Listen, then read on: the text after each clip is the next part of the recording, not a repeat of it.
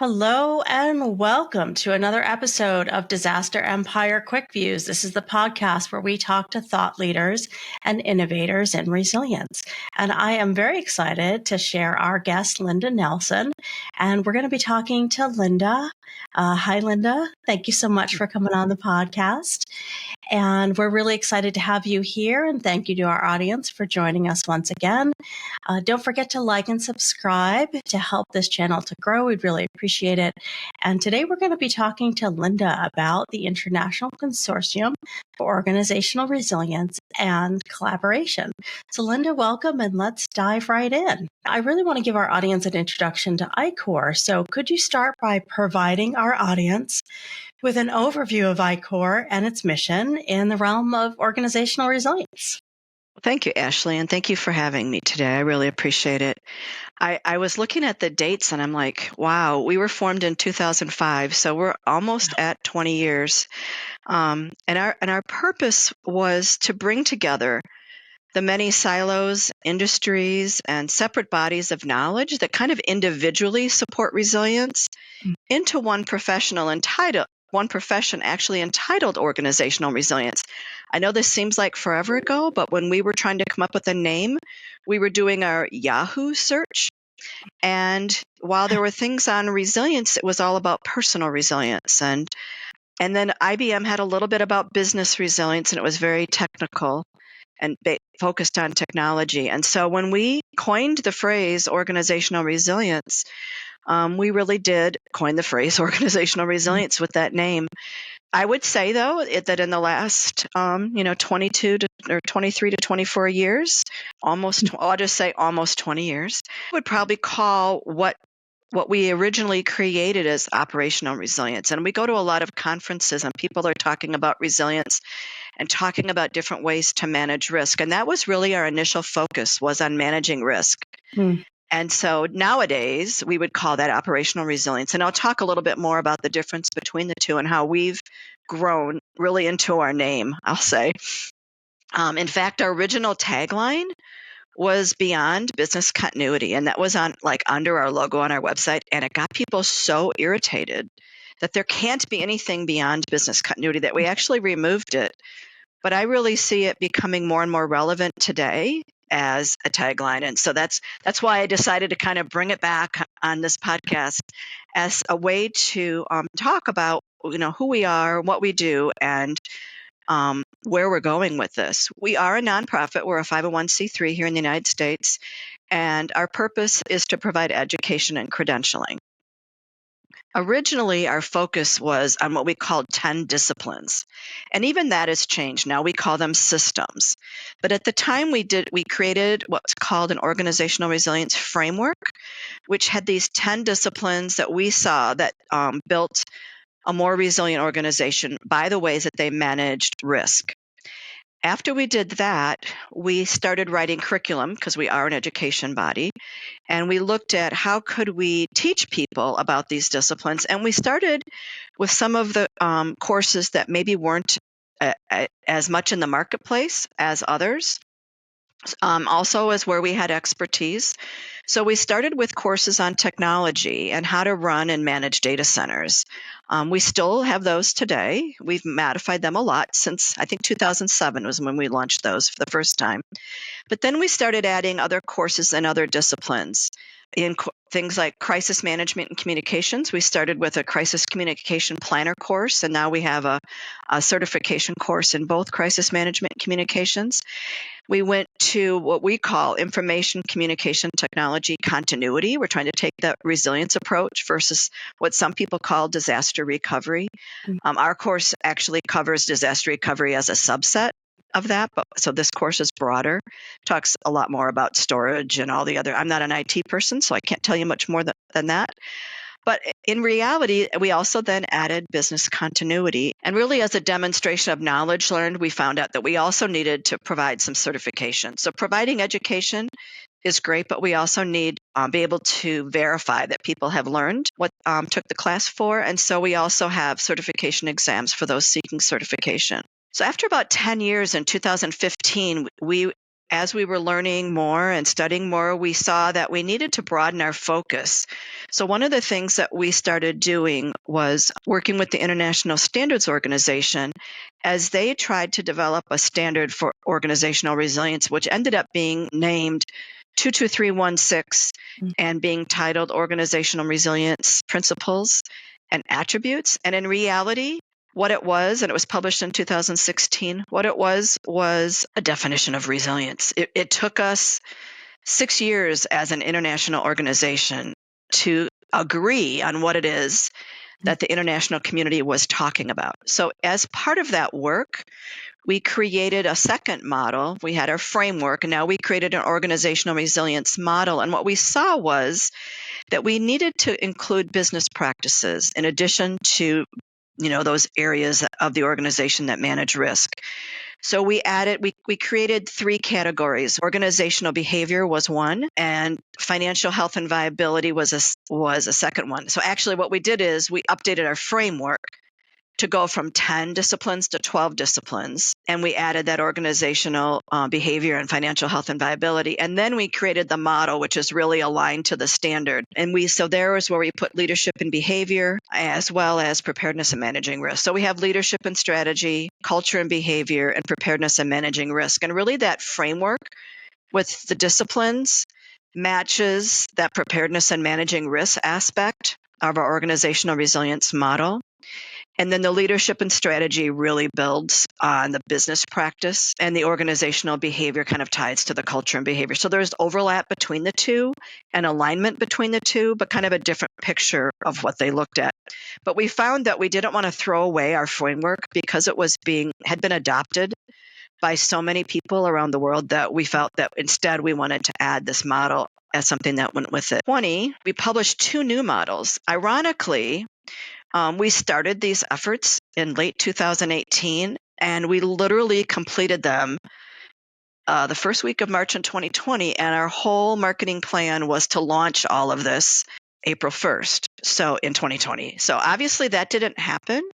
People really weren't in a place to be taking in new things, but what we did was we really worked on fleshing out both of these 2 new aspects. So the new model we created is a competency model, and this is to address what do the leaders of the resilience strategy need to know? What kind of competencies do we need to have in place for those people designated to lead the resilience strategy? And then we created a new course offering with that. So first we created the competency model, and when we actually took advantage of the pandemic and people not being available to do a lot of education, a lot of our audience was busy responding, as well as the rest of us just trying to manage all the change that came with that. So we used that time to write our new course offerings that align to that. So we have our certified organizational resilience manager, professional, and executive. So it's really based on how many of the competencies that you'd wish to demonstrate. So that we launched, I'd say, pretty much officially in 2021. But in reality, it became we kind of did a soft launch of that. And then in 2022 became the final versions of everything as we tested it.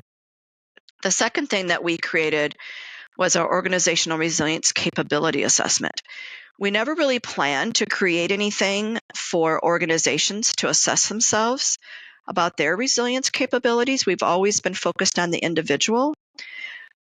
But we had some large companies, one of them was Marsh out of South America, come to us and say, we need a way to measure our capabilities. And so we worked with them for a while, and then again the pandemic came and they had to bow out of that project, and then we continued and finished that on our own. So essentially that capability assessment is an assessment tool that organizations can use to assess their capabilities against established criteria, and then they can gain formal recognition if they choose to as an organization of excellence, leadership, or merit. And so really building on our purpose, and part of our mission is what you asked about, which is to educate, credential, and we also want to lead. So we educate through our education program, through our monthly webinars. We have an iCorrespondence newsletter that we'd love to be monthly, but essentially it comes out in spatterings. And then we also do some formal publication of white papers. Our global training partners help us to deliver our programs, and they're also helping us with the translations for Spanish, Portuguese, Arabic, and French. And the French is the one that we're working on most right now. We also lead through our participation in writing standards, and we sit on the technical committee. It's called 292. So the International Standards Organization essentially gathers experts together to help to write standards. And so our R&D, or our commitment for leading, is to participate in the writing of those standards. So we help to write ISO 22301, the requirements document, as well as all the guidance and technical specifications that go with that. Like I said, we help to write the standard on organizational resilience, and we're currently doing a rewrite of that because standards have to be updated every 7 years, as well as we're creating one on policy and strategy. So how do you actually implement? How do you make, what does organizational resilience strategy look like in an organization?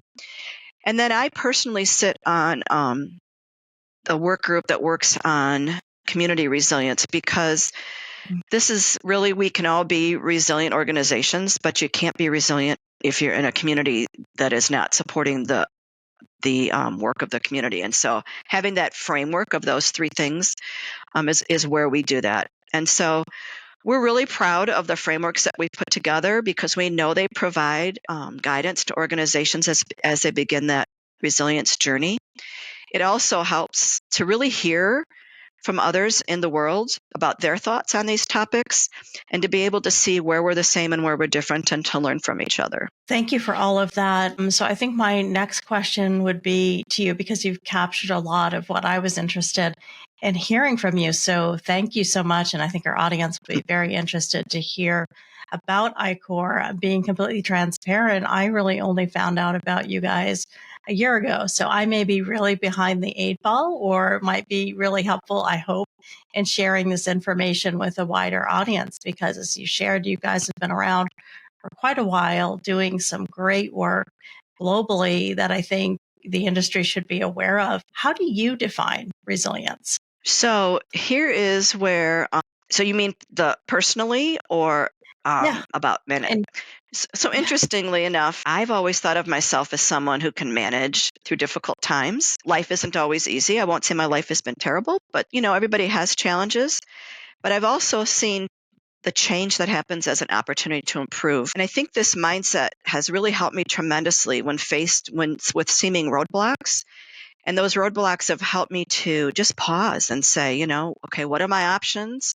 And where can I go from here? I am a lifelong learner, so part of my resilience is tied to learning. I started out my career as a high school teacher, and I taught high school students who had been kicked out of the regular school in the Chicago suburban area in Cook County, and who had really difficult lives, and trying to help them to be successful in school. And this was my passion. Well, I had to stop doing that because there was a roadblock. And the roadblock was actually an opportunity. But what I've tried to do is to dedicate as much time as I can to learning. And that's why the ICOR's education program really fits in my niche, and it really makes me feel like I'm doing something that I'm passionate about, as well as something that could impact other people. But I do feel like there's never enough time. Like, it's just really, really hard to find time to study. We're all busy. So one of the ways I do that is through the development of our monthly webinars. So I look at our webinars as an annual theme, and I consider trends or topics that I think need further reflection from talking to other people and from the readings that I've done. And then I try to dedicate time to studying those topics in detail. And then what we do is we leverage those studies and how those, that both the research that we do for the webinars, as well as the learning that we have from delivering them and how they've been received, to update a lot of our curriculum. So they're kind of our R&D that we go out and do that, but we do it in pieces. So in 2020, we were looking at our webinars, obviously, in the end of 2019 for our theme. And we were looking at 12 webinars, and we had 12 disciplines. We had just updated that framework. And so we had a webinar for each of those disciplines. In 2021, we really began looking at the changes happening globally as a result of the pandemic. And so we started investigating, okay, what has made some organizations more successful than others during this challenging time? And so we looked at topics like, how do you become more agile? How do you make agile project management part of everything that you do? How does your organization manage change? That's always a huge topic. How do you deal with people with burnout and fatigue, which everybody was feeling? And then how do you look at how is your organizational culture and behavior changing as a result of your distributed workforce and being a lot of people working from home or just working under difficult conditions, which then led us to talk about the post-pandemic workplace.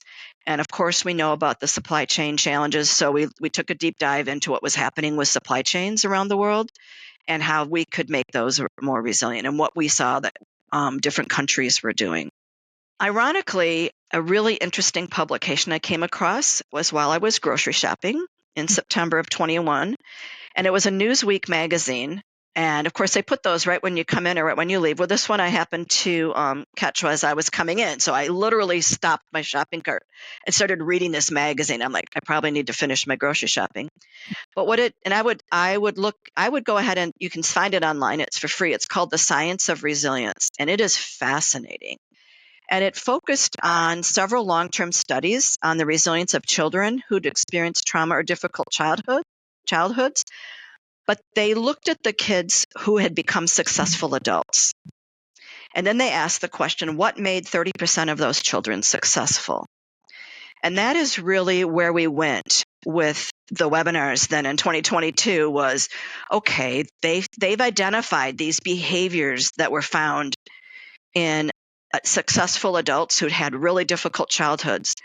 And then that became the question that we wanted to answer. And so the other thing that the study was asking in the publication was, when will the world's mental well-being return to pre-pandemic levels? How long will the trauma and anxiety of 2020 and 21 linger?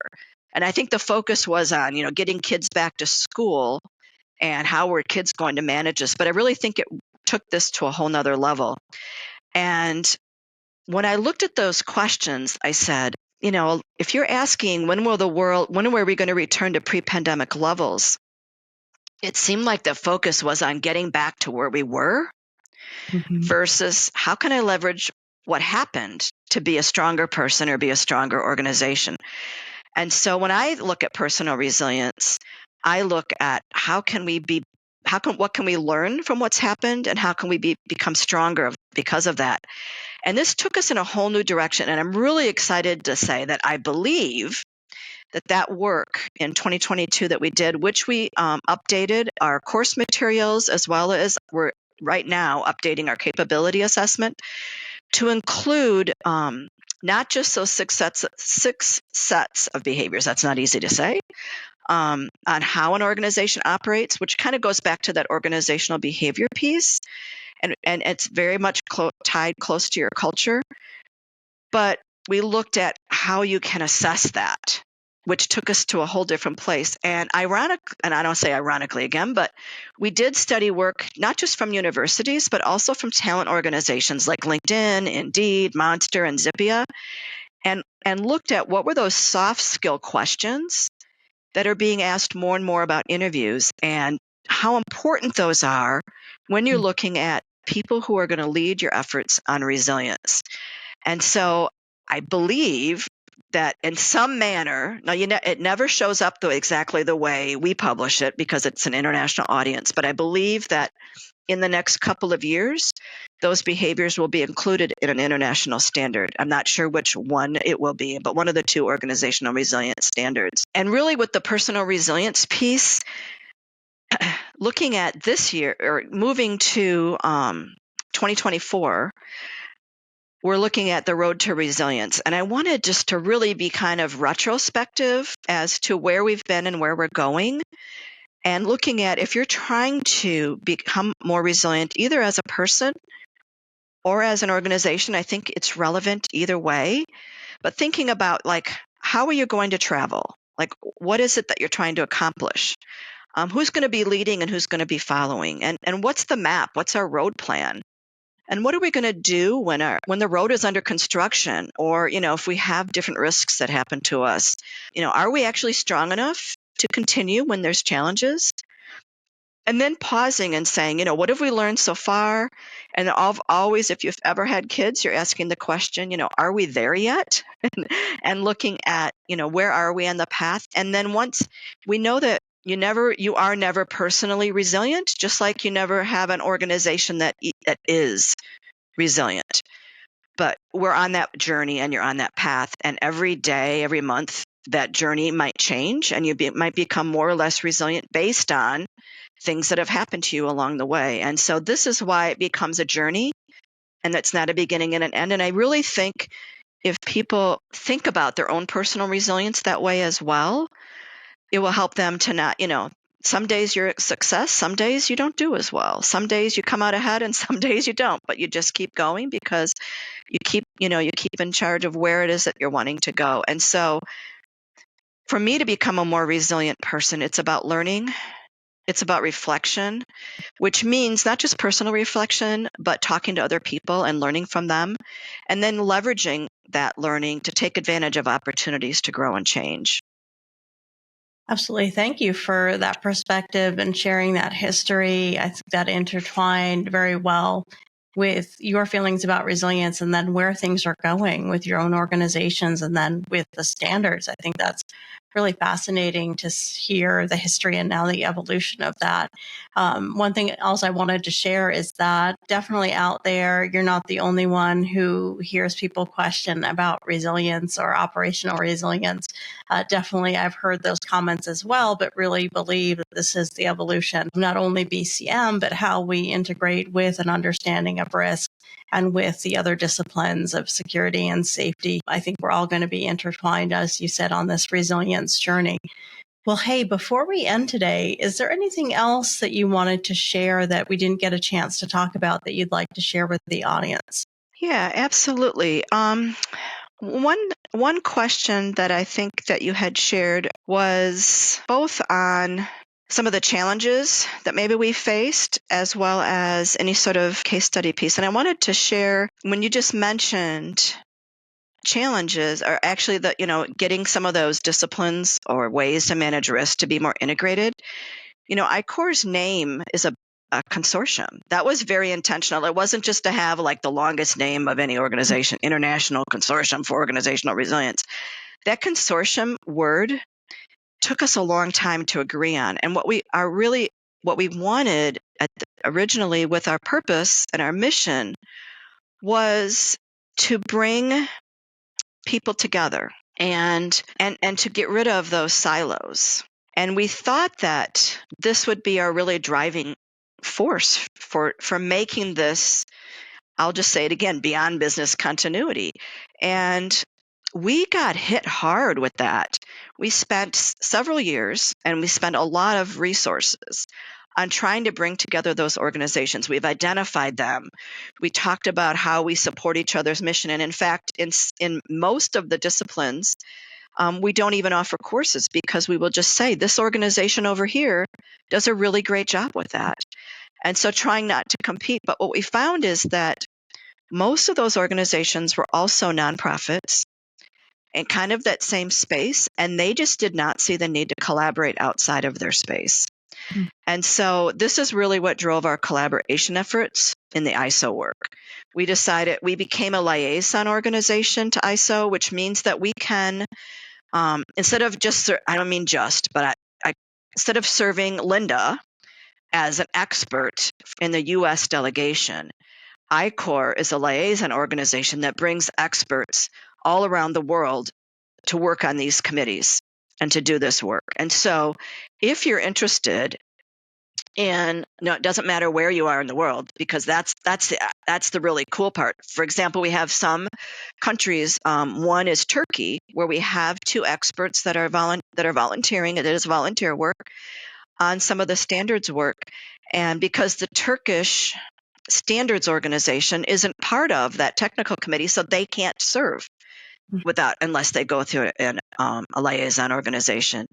But whether you have one, whether you're part of the United States or any of the other countries, if you would like to be an expert, please let me know and I can share with you the process for doing that. Since we're on that, how can people connect with you with ICOR and learn more? I'm still kind of an old school thing with my email. So if you'd like to share my email, that would be great. But obviously I'm in LinkedIn as well. What I'll usually do is when people connect on LinkedIn, I'll say, here's my phone number and my email. Let's connect that way. Excellent. And I can share the website additionally, and I'll look up the Newsweek article if I can find it to share. I'd be happy to share the link with you. Yeah, it's really interesting. Yeah, it sounds fascinating. And it was interesting to hear the perspective, and it's a human urge, right, to get back to normal. People want so desperately to get back to the way things were before, but I think all of us who work in this industry, in these areas, understand, as you call it, next normal or new normal, or as you were talking about, the journey, right, that we're on. Things aren't ever going to be the way that they were. They just can't be because of the experiences that you have in life and in this work. So thank you for sharing that as well. Hey, you shared a little bit about your bio. Is there anything else you want to share with the audience? And then, that I wrap out the conversations or try to with a fun fact to get a chance to know you a little bit more as a person. Yeah, well, I did mention that, my formal education is in education, master's degree. And my original plan was to be a school administrator and work with those kids that needed to get to work or to get kids into the community college system. I did everything to get my PhD, and then I started having children, and I never finished that. And once I had 4 kids in 5 years, so my focus changed to having kids. And when I wanted to get back to work, teaching was no longer a feasible option. I would have to be to work by 6:15 in the morning. And I did that for 2 of my children, and it really wasn't fair to them to be there. And I didn't want to be a school administrator anymore because I knew the long hours that they put in. And so I had the opportunity to start working part-time as a business continuity consultant. And so business continuity is a passion of mine as well. And so as part of that work, I was part of a team that wrote DRI's education courses at that time. So that was really what I saw as my move from public education to being a mom to now taking that education degree and experience that I had to now writing courses for professional development purposes. And that became, I really felt like when I talk about, being at a crossroads or seeing a roadblock, it was like, I can't be the mom I want to be and be a school administrator. And so what do I do now?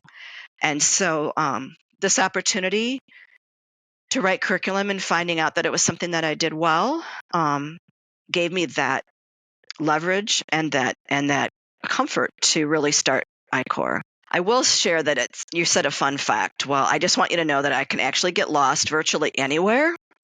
And you know what? GPS doesn't work everywhere, and it doesn't work when you're like in the woods and you don't have any cell phone service which is where I live. And in fact, when my kids were little, I took them on a hike. We have a cabin in the North Woods of Michigan, and I got lost. And I had to ask my dog to help us get home. My children were actually trying to point me in the right direction, but who's going to listen to a 6-year-old but we just said, do you want to eat? And that was the signal. She took off for home and we all followed her. Excellent. So literally the rule of thumb is in my family is if I say to go one way, they go the other. But the problem is if you're by yourself, I'm like, okay, do I do the opposite of what I think? Or do I do what I think? It creates a lot of internal turmoil. But even being directionally challenged, one of my passions is to travel and to learn about life in different parts of the world. Nice. And one of the things I've really found is while we're all different, we're also all very much the same. And it's been an eye-opener to me. I've gotten lost. I ended up in a wrong country once by getting on the wrong train in Southeast Asia. Well, that was interesting, but I did find my way out. And so, your journey might be interesting. You might find different things if your journey goes off course. It is exciting. And I just wanted to thank you again for the opportunity to speak with your group.